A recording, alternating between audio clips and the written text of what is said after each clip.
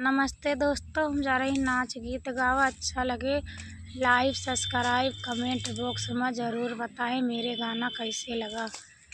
सोने की थरिया माँ जेवना परोसे, सोने की थरिया माँ जेवना परोसे, जेवना ना जिया वेला तकत आवत है दुल्हली है दुल्हनिया, लतकत आवत है दुल्हली है दुल्हनिया।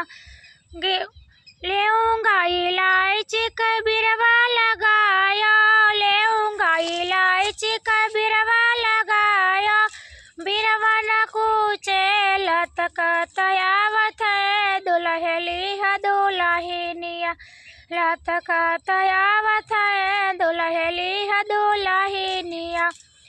गेरुआ गंगा जल पानी, गेरुआ गंगा जल पानी, गेरुआ न घूटे लतकत आवत है दुल्हली है दुल्हनिया, लतकत आवत है दुल्हली है दुल्हनिया।